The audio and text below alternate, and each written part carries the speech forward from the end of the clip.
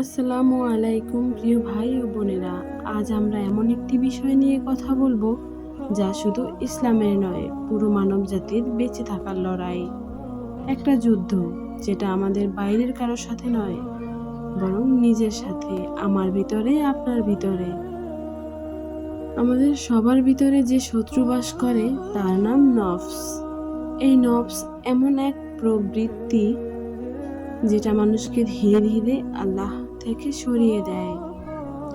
নফস যা বলে, আরো ঘুমাও, আরো তুমি দুনিয়া উপভোগ করো, এখন না, পরে তওবা করো। আমরা শয়তানকে গালি দেই, কিন্তু শয়তান তো শুধু ফিসফাস দেয়, আর নফস সেই ফিসফাসকে লালন করে আর আমল বানায়। একটা ছোট্ট উদাহরণ দেই। আপনি ইচ্ছা করলেন একটা হারাম জিনিস দেখা যাবে না, শয়তান এসে ফিসফাস দিল, একবার দেখো, তেমন কিছু না। আপনার ঈমান বলল না, এটা হারাম, কিন্তু আপনার নফস বলবে আল্লাহ চোখ তো দিয়েছেন দেখার জন্য, একটু দেখলে কি হবে। এভাবেই নফস আপনার ঈমানকে হারিয়ে দেয়। এখন আপনি ভাবছেন, আমি কি এত দুর্বল? জি ভাই, আমরা সবাই দুর্বল, কিন্তু দুর্বলতা সমস্যা না, দুর্বল অবস্থায় থেকে যাওয়াই আসল সমস্যা।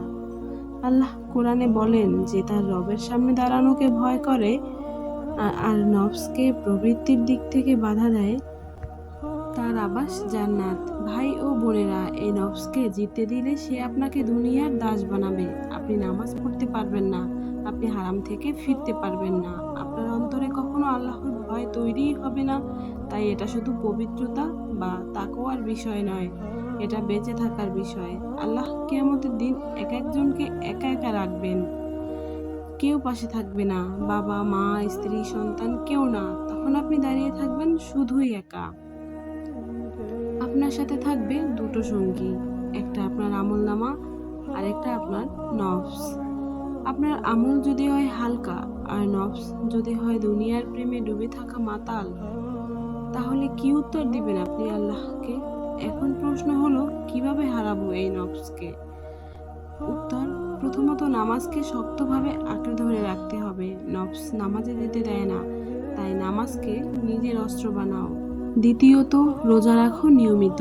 রোজা হচ্ছে নফসের জন্য একটি প্রশিক্ষণ। নিজেকে শেখাও, আমি চাইলেই সব করতে পারি না। তৃতীয়ত, কোরআনের সাথে সম্পর্ক গড়ে তোলো। যে কোরআনের আলো অন্তরে ঢুকলেই নফস তার অন্ধকার সরিয়ে দেয়। চতুর্থ, তওবা করো প্রতিদিন। আজকের একটা কান্না কালকে আপনার জীবন বদলে দিতে পারে। 5, সাহচর্য বদলাও। যে বন্ধু নফসকে জাগিয়ে তোলে তাকে বদলে দাও। যারা আল্লাহর কথা স্মরণ করিয়ে দেয় তাদের সাথে থাকো। শেষ একটা কথা বলি, কখনো আপনি হারেন, কখনো বা জিতেন, কিন্তু একদিন চূড়ান্ত জয় অথবা পরাজয় হবেই।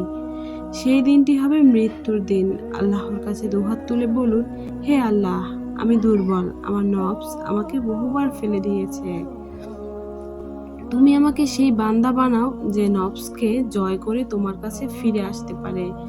আমিন।